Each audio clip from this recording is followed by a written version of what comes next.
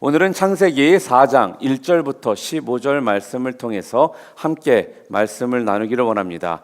창세기 4장은 가인과 아벨에 관한 이야기입니다. 그래서 많은 분들이 다 창세기에 특히 4장에 나오는 이 스토리는 너무나도 잘 알고 계십니다. 그렇지만 먼저 오늘 본문 내용을 좀 간단히 요약해서 말씀을 드리면, 선악과를 따먹음으로 아담과 하와가 에덴 동산에서 쫓겨납니다. 그리고 그 후에 아들 둘을 낳습니다. 첫째 아들은 가인이요, 둘째는 아벨입니다. 세월이 지나 가인과 또한 아벨이 자라서 철이 들면서 하나님께 제사를 드렸습니다. 지금으로 말한다면 예배를 드린 것입니다. 가인은 농사를 짓는 사람이라 농작물로 제사를 드렸고요. 또한 아벨은 양을 치는 사람이라 양의 첫 새끼 기름으로 제사를 드렸습니다. 그런데 두 사람이 똑같이 하나님께 제사를 드렸는데 하나님이 동생인 아벨의 제사는 받으시고 형의 제사는 받지 않으신 것입니다. 이걸 보고 사람들이 하나님께서 좀 차별하신 거 아니냐라고 생각도 할 수 있습니다. 그러나 오늘 본문을 통해서 계속적으로 뒷부분에 그 이유를 함께 말씀을 나누겠습니다. 자, 하여튼간 거절 감정이라는 것이 참 무섭습니다. 이로 인해서 지금 가인이 지금 어떻게 해요? 몹시 분노했다라고 하고 또한 안색이 변했다라고 성경은 지금 말씀하고 있습니다. 그러다가 결국 그 분노를 다스리지 못하고 동생 아벨을 쳐 죽입니다. 그리고 하나님께서 그에게 오셔서 묻습니다. 가인아, 내 동생 아벨이 어디 있느냐? 하나님은 지금 다 알고서 그에게 묻고 계시는 겁니다. 그 소리는 하나님께서는 내가 네 죄를 알고 있느냐, 회개하라라는 그런 의미가 거기에 담겨 있습니다. 그러나 가인은 어떻습니까? 회개하지 않고 하나님에게 마저 숨기고 핑계를 댑니다. 내가 알지 못하나이다. 내가 내 아우를 지키는 자이니까 라고 그는 대답을 합니다. 결국 어떻게 됩니까? 하나님은 살인죄를 저지른 가인을 벌하십니다. 바로 이 내용이 오늘 본문의 전체적인 요약의 내용입니다. 저는 오늘 이 본문 말씀을 통해서 거룩한 투자라는 주제로 말씀을 함께 나누기를 원합니다. 여러분, 투자라는 그 뜻이 무엇이라고 여러분 알고 계십니까? 투자라는 단어를요, 성경 사전에서 찾으면 명사로서 이익을 얻을 목적으로 자금을 대거나 정성을 쏟음이라고 나와 있습니다. 무슨 말씀입니까? 투자는 결국 이익을 목적으로 하는 것이라는 것입니다.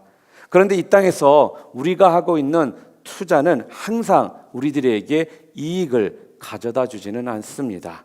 그리고 또 투자를 잘하기 위해서 여러분들이 여러 분야에 좀 지식도 있으셔야 됩니다. 그리고 통찰력도 있어야 되고 또한 평정심도 필요하고 인내심도 필요합니다. 이렇게 여러 가지로 필요한 부분들이 참 많습니다. 그래서 이런 필요한 부분들을 잘 내가 준비하고 또한 했다고 했을지라도 이 투자를 통해서 내가 이익을 얻을 수 있다라고 확신할 수 있는 사람은 아무도 없다라는 겁니다. 자, 그런데 예배에 투자하는 삶은 분명히 다릅니다.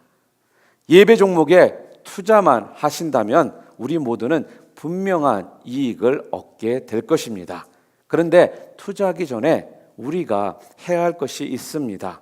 그게 바로 무엇일까요? 오늘 본문을 통해 주님께서는 성경 말씀을 통해서 세 가지의 큰 포인트를 통해 우리들이 준비하고 우리들이 해야 될 것이 무엇인지에 대해서 말씀해 주십니다. 첫 번째로 우리가 해야 될 것이 있는데 뭐냐? 잘 드려야 할 것이 있다라는 것입니다. 잘 드려야 할 것이 있는데 그게 무엇이냐? 바로 예배라는 것입니다. 예배는요, 다 똑같은 예배가 아니라는 것입니다. 옆 사람에게 좀 이렇게 말씀해 주셨으면 좋겠습니다. 예배에 성공합시다 라고 좀 얘기해 주시기 바랍니다. 가인과 아벨이 지금 잘 자랐습니다. 그리고 철이 들었습니다. 자기만 생각하며 살던 아들, 딸들이요, 철이 들면은 부모님의 그런 키워주심에 대해서 감사하고 생각을 하듯이 사람이 철이 들면은 당연히 하나님을 생각하게 되어 있습니다. 내가 자꾸만 하나님을 지금 생각하고 있다 하면은 여러분들은 철이 드신 것입니다. 그런데 아직도 나밖에 모르고 내 생각만 하고 있다면 영적으로 철이 아직 들지 않으신 것입니다. 하나님을 생각한다는 것이 무엇일까요? 하나님을 생각한다는 것은 하나님께 제사를 드리는 것을 말합니다. 이것은 곧 하나님과의 관계를 맺겠다라는 표현인 것입니다. 그리고 또한 하나님과의 교제는 무엇일까요? 성경은 제사라고 말씀합니다. 제사는 곧 예배로 나타나게 되어 있다는 것입니다. 그래서 그 사람이 예배 드리는 모습을 보면요, 그 사람이 지금 하나님과 어떠한 관계 가운데 있는지를 알 수가 있는 것입니다. 세월이 흐른 후에 가인과 아벨이 하나님께 제사를 드립니다. 오늘 보면 3절에는 가인은 농사꾼이라 땅에 솟은 농작물을 제물로 드렸다라고 나오고, 4절에는 아벨은 양치는 자라 양의 첫 새끼와 기름으로 제물을 드렸다라고 말씀하고 있습니다. 자, 그런데 결과가 어떻게 되었습니까? 오늘 보면 4절과 5절을 함께 보시기를 원합니다. 아벨은 자기도 양의 첫 새끼와 그 기름으로 드렸더니 여호와께서 아벨과 그의 제물은 받으셨으나 가인과 그의 제물은 받지 아니하신지라 가인이 몹시 분하여 안색이 변하니라고 말씀하고 있습니다. 하나님께서 지금 아벨과 그의 제물은 받으셨는데 가인과 가인의 제물은 받지 않으셨다라고 말하고 있습니다. 사랑하는 성도 여러분, 여기서 우리가 깨닫게 되는 교훈이 무엇이 있을까요? 아마 우리가 깨닫게 되는 교훈이 아마 이런 것일 것입니다. 우리가 예배를 드린다고 해서 하나님께서 다 받으시는 게 아니라 하나님이 받으시는 예배가 있고 하나님이 받지 않는 예배가 있다라는 것을 깨달아야 된다는 것입니다. 하나님이 기뻐하시는 예배가 있고요, 기뻐하지 않으시는 예배가 있다라는 겁니다. 죄송하지만 지금 우리가 이 시간 똑같은 시간에 똑같은 장소에서 우리들이 예배를 드리지만 하나님이 똑같이 예배를 받으실 거라고 생각하신다면 여러분들은 지금 큰 오산을 하고 계시는 것입니다. 누구의 예배는 받으시지만 누구의 예배는 받지 않으실 수도 있다는 것입니다. 주일에 교회에 와서 예배만 드리면 다 받으십니까? 라고 생각한다면 그건 아니라는 것입니다. 자, 그렇다면 왜 가인의 제사는 받지 않으시고 아벨의 제사만 받으셨을까요? 어떤 분은 해석하기를 가인은 농산물을 드렸고 아벨은 양을 드렸는데 하나님께 제사할 때는 양을 드려야지 농산물을 드려서 안 받으신다라고 하시는 분들이 계십니다. 또 그렇게 말씀하시는 분들이 계십니다. 그런데 그것이 아니라는 것입니다. 그거는 잘 몰라서 하시는 말씀입니다. 구약에 보게 되면 구약의 제사법에 보게 되면요, 양이나 염소나 소를 드리는 것뿐만 아니라 농작물을 드리는 소제도 있습니다. 자, 그렇다면 아벨이 드린 제물이 양이라서기보다는 히브리서 11장 4절에 보게 되면은 분명한 그 이유가 나와 있습니다. 우리 히브리서 11장 4절 말씀 함께 우리 봉독하겠습니다. 믿음으로 아벨은 가인보다 더 나은 제사를 하나님께 드림으로 의로운 자라 하시는 증거를 얻었으니 하나님이 그 예물에 대하여 증언하심이라. 그가 죽었으나 그 믿음으로써 지금도 말하느니라. 무슨 말씀입니까? 믿음으로 아벨은 가인보다 더 나은 제사를 드렸다라고 성경은 말씀하고 있습니다. 사랑하는 성도 여러분, 우리는 그래서 예배에 관해서 잘 알아야 됩니다. 똑같이 예배를 드려도요, 하나님 중심의 믿음의 예배가 있고 자기 중심적인 예배가 있다는 것입니다. 하나님은 정말 하나님 중심으로 하나님만을 생각하는, 또한 하나님께 정말 감사하며 드렸던 그 아벨의 믿음의 예배는 기쁘게 받으셨습니다. 자, 그러나 여러분, 이런 예배 있지 않습니까? 예배 안 드리면 괜히 마음이 찜찜합니다. 내 마음이 개운치 않아서 드리는 예배가 있습니다. 또 예배 안 드리면 괜히 하나님께 벌 받을 것 같아서 티켓이나 교통사고 날까 봐 두려워서 드리는 예배도 있습니다. 또한 그냥 아무 생각 없이 주일이기 때문에 그냥 교회에 습관적으로 와서 형식적으로 드리는 예배가 있다는 것입니다. 이런 예배 하나님이 받지 않으십니다. 여러분, 그래서 예배는요, 초점이 중요한 것입니다. 우리의 마음의 중심이 가장 중요하다는 것입니다. 온통 우리의 마음이 하나님께 가 있고 하나님만을 바라보는 예배가 필요하다는 것입니다.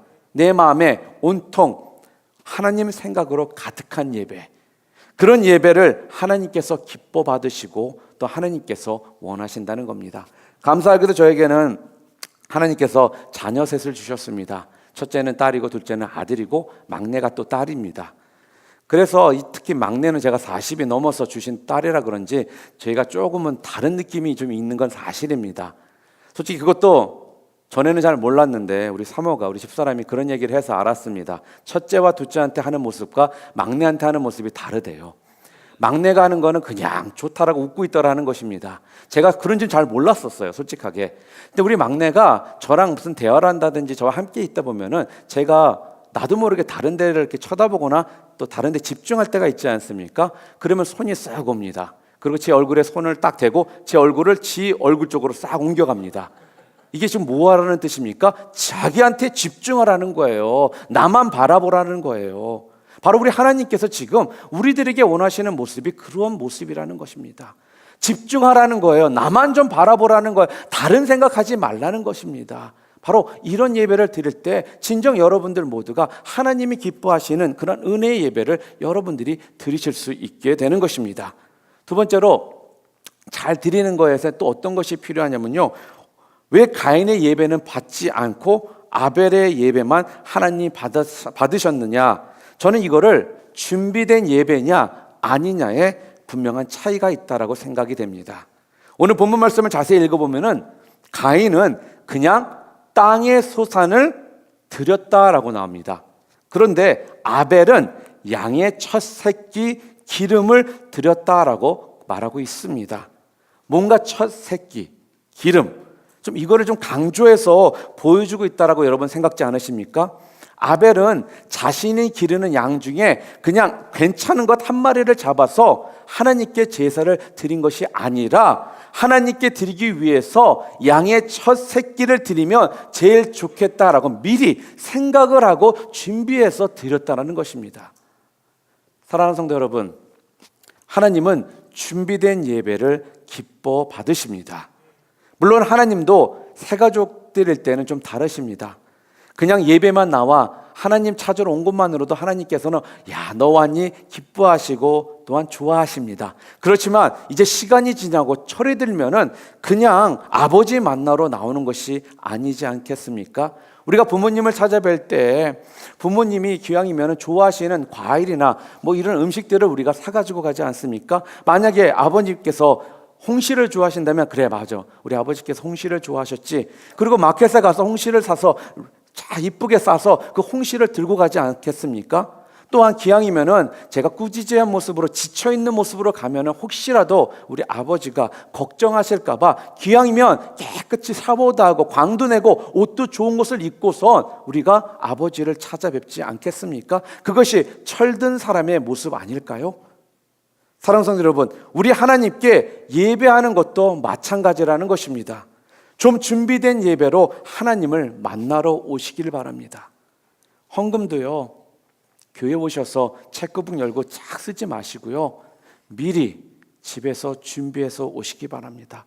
또한 성경책도 찬송가도 미리 전날 준비하시고요, 또한 미리 옷도 주일날 입고 갈 옷 준비하셔서 이렇게 준비된 모습으로 주님을 만나러 오시기를 바랍니다. 바로 이러한 모습이 바로 하나님께서 우리들에게 원하시는 모습이라는 것입니다. 그랬을 때 우리는 온전하게 하나님 앞에 준비된 예배를 통해 영광을 돌릴 수 있고요, 또한 그것을 통해 거룩한 투자를 우리가 할 수 있게 되는 것입니다.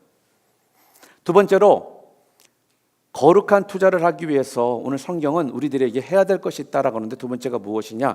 잘 다스려야 할 것이 있다라고 성경은 말씀하고 있습니다. 우리가 잘 다스려야 할 게 있는데 그게 무엇일까요?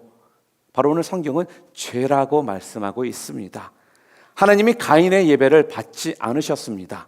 그러자 가인의 마음 가운데는 동생에 대한 그런 향한 시기와 질투, 또한 경쟁심, 이런 것들로 인해 마음의 분노로 가득 차게 됩니다.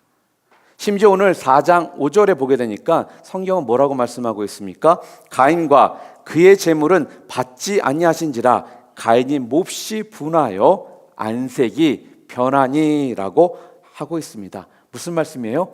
화가 났다라는 거예요. 티라도 안 내면 좋은데 티 다 내면서 지금 안색이 변했습니다. 사랑하는 성도 여러분, 하나님이 나의 예배를 받지 않았다. 자, 그러면 우리들이 자기 자신을 좀 점검해 보는 것이 당연하지 않겠습니까? 내가 드린 예배가 뭐가 문제였지? 왜 하나님께서 내 예배를 받지 않으셨지? 자신을 좀 돌아보고 내 자신을 점검하고 예배를 어떻게 하면 잘 드릴 수 있을까라고 우리가 생각을 했다면은 첫 예배에 비록 실패했을지라도 그 다음 예배를 잘 드릴 수 있어서 가인이 첫 예배는 실패했지만 그 다음부터는 대래 아벨보다 더 나은 예배를 드릴 수가 있었다라는 것입니다. 그런데 가인은 어떻습니까? 회개를 하지 않았습니다. 하나님과의 자기 관계를 뒤돌아보지 않았습니다. 그 탓을 그냥 아벨에게만 돌렸다라는 것입니다. 그 아벨 때문에 내가 하나님께서 내 제물을 받지 않으셨다라고 생각했다라는 거죠. 그러나 착각하고 있는 것입니다. 제물의 문제가 아니었습니다. 바로 하나님께서는 아벨이 없어도 가인의 제물은 받지 않으실 거라는 것입니다. 왜요? 하나님이 말씀하시는 것은 아벨의 문제가 아니라 바로 가인 본인 자신이 문제이기 때문에 그렇습니다.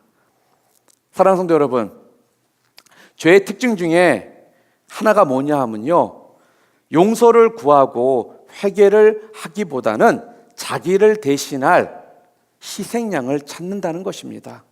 그래서 남을 탓하고요, 남에게 모든 책임을 전가함으로 자신을 정당화하려는 기만적인 행동을 한다는 것입니다. 성경에 보게 되면은 아담과 하와도 그러한 똑같은 모습을 보여주었습니다.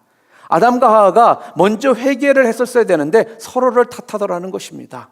아담은 하와를 탓했고요, 하와는 자기를 유혹한 뱀을 탓했다는 것입니다. 이처럼 오늘 가인도요, 아벨을 지금 탓하고 있습니다. 모든 책임을 동생 아벨에게 지금 전가하고 있는 것입니다. 사랑하는 성도 여러분, 우리가 뭔가 실수나 잘못에 대해서 또한 결과에 대해서 책임지기보다 서로를 탓하기 시작하잖아요. 자, 그러면 그곳엔 평화와 행복이 사라지게 되게 되어 있습니다. 남편과 아내가 서로 탓만 하고 있잖아요. 그러면 그 가정은 더 이상 행복이 그 가정 가운데 사라지게 되는 것입니다. 설사 내 생각에 그 사람이 잘못했다라고 생각될지라도 상대방을 탓하는 것이 아니라 내 탓이요 라고 그럴 때 그곳에 갈등과 원망이 사라지게 되는 것입니다. 자, 한번 연습해 볼까요? 자, 가슴을 두 손으로 딱 치시고 내 탓이요 두 번만 해보시기 바랍니다. 그리고 양옆에 계시는 분을 보시면서 다 당신 덕분입니다 말씀해 주시기 바랍니다. 좀 쑥스러우시죠? 왜요?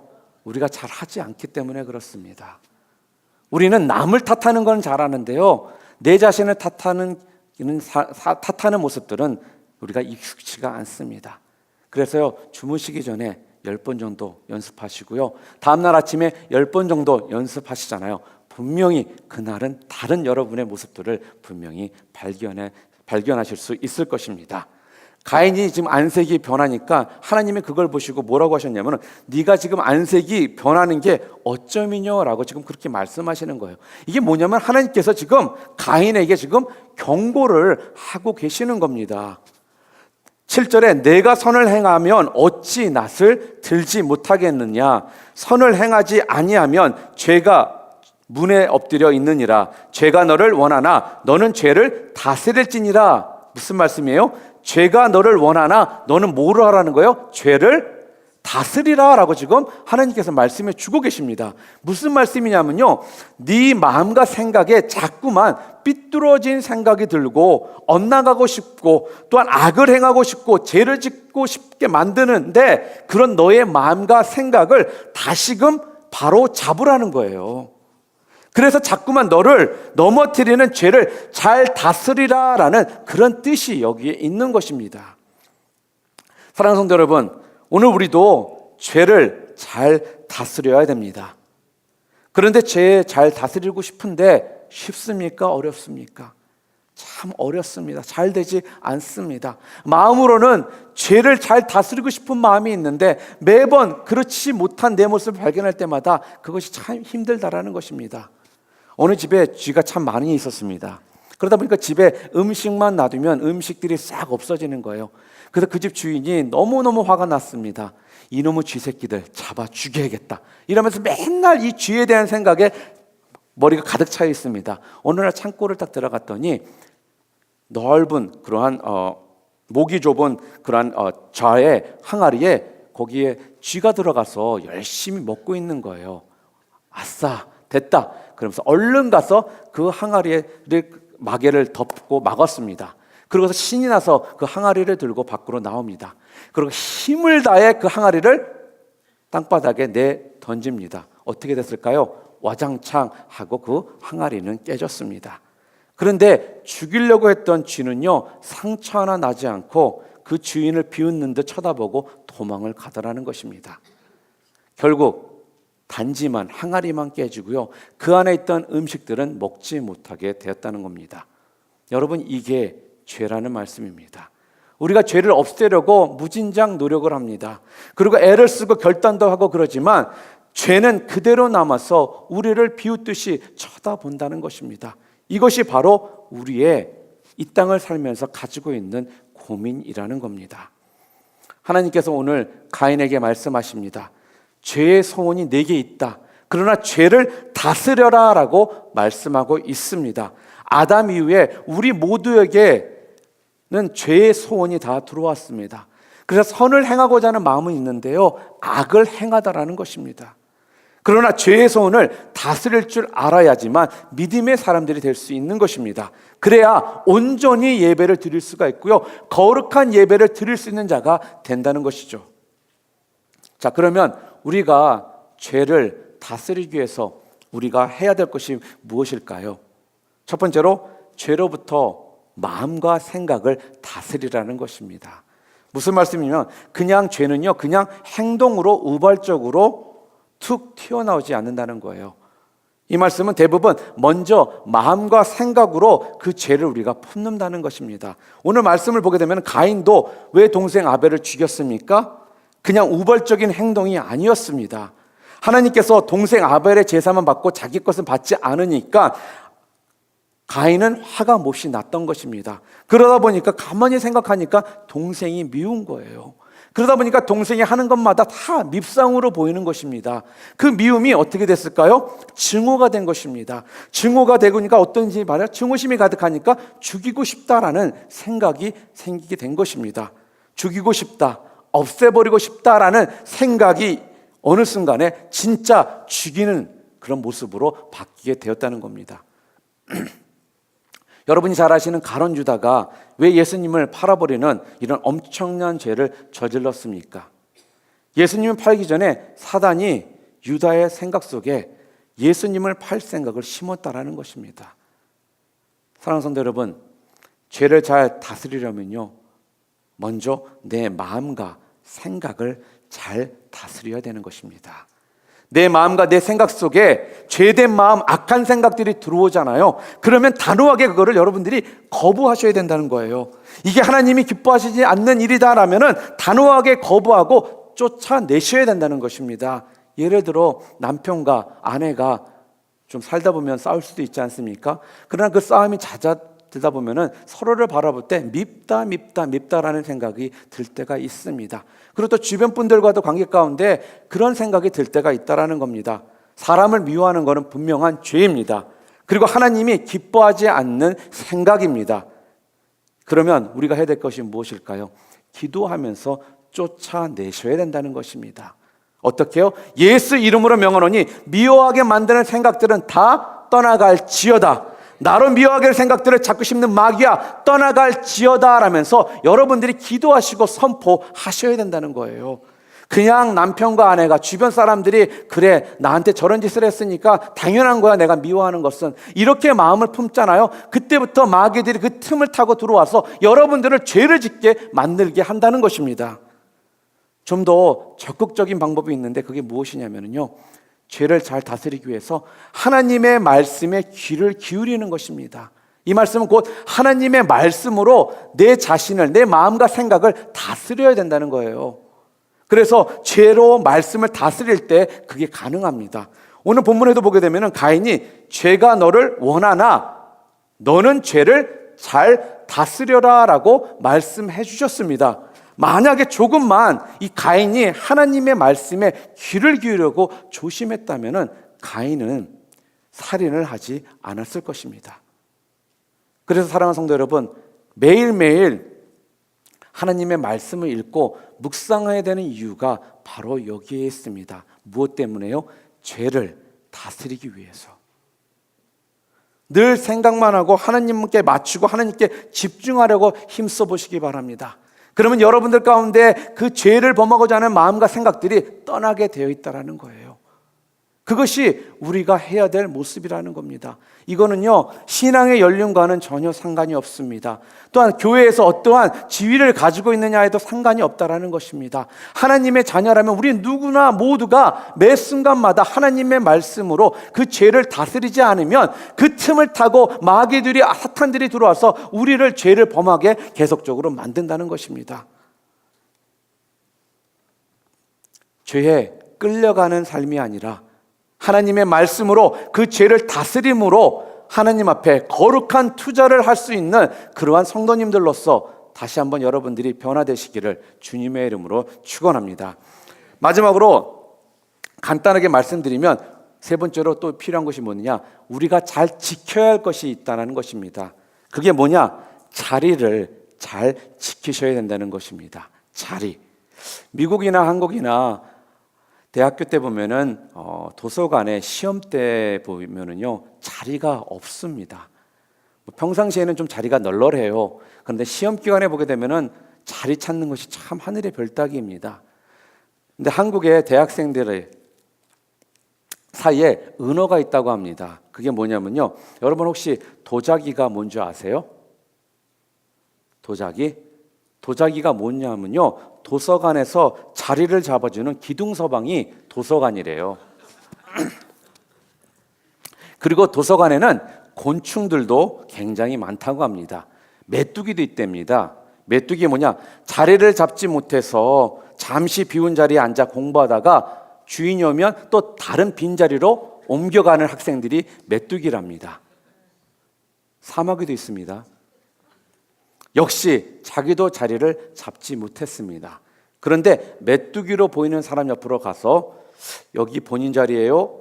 라고 말한 뒤 메뚜기가 놀라서 죄송합니다 라고 하고 옮겨가면 그 자리에 앉는 사람. 두꺼비도 있습니다. 잠시 주인이 빈자리에 가서 앉아서 공부를 하는 것이 아니라 퍼져 자는 사람. 사랑하는 여러분, 자리를 잘 지키시기 바랍니다. 가인이 동생 아벨을 쳐 죽였습니다. 하나님이 다 아시고 그에게 찾아오셔서 가인아, 내 동생 아벨이 어디 있느냐라고 하셨습니다. 오늘 보면 9절에 보면 여호와께서 가인에게 이르시되 내 아우 아벨이 어디 있느냐? 그가 이르되 내가 알지 못하나이다. 내가 내 아우를 지키는 자니까 라고 말을 합니다. 사랑하는 성도 여러분, 가만히 보면은요, 하나님께서는 죄를 범한 자들에게 항상 오셔서 그 자리를 물으시는 것 같습니다. 오늘도 가인에게 내 아우 아벨이 어디 있냐라고 물어보시지 않습니까? 또한 선악과를 따먹었던 아담에게도 하나님께서 오셔서 아담아, 내가 어디 있느냐라면서 그 자리에 대해서 물어보시더라는 것입니다. 시편 1편에 보게 되면요, 우리에게 복 있는 사람이 이렇다라고 말씀합니다. 1절에 복 있는 사람은 악인들의 꾀를 따르지 아니하며 죄인들의 길에 서지 아니하며 오만한 자들의 자리에 앉지 아니하고 라고 말을 합니다. 죄인의 길, 오만한 자의 자리 안 된다는 것입니다. 여러분, 그래서 자리가 중요한 것입니다. 저는 여러분들이 자리를 선택할 때요, 죄인의 길에 서지 않고 오만한 자의 자리에 앉지 않을 뿐만 아니라 하나님께서 늘 기뻐하시는 자리에 앉으시는 여러분 다 되시기를 주님의 이름으로 축원드립니다. 올 2014년도도요 벌써 2월의 마지막 선데이가 오늘입니다. 마지막 주일입니다. 늦지 않으셨습니다. 지금부터라도 여러분들께서 거룩한 투자를 원하신다면 분명히 자리를 잘 선택하시기 바랍니다.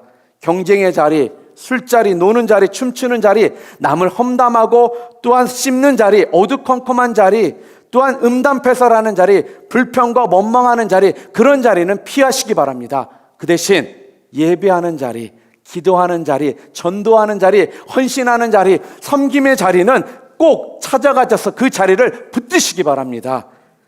그래서 이사할 때 또 최고 좋은 곳이 바로 교회 옆이라고 말을 하는 것입니다. 왜일까요? 다른 이유가 아닙니다. 하나님이 기뻐하시는 자리에 나갈 수 있는 기회가 더 많기 때문에 그렇습니다. 사랑하는 성도 여러분, 자리를 잘 살피시기 바랍니다. 그래서 피할 자리라면 피하시기 바랍니다. 그리고 하나님이 기뻐하시는 자리라면 적극적으로 그 자리에 나오셔서 그 자리를 차지하시기 바랍니다. 믿는 사람들이라면 우리가 이런 모습들이 우리들에게 분명히 필요하다는 것입니다. 이제 말씀을 정리하기를 원합니다.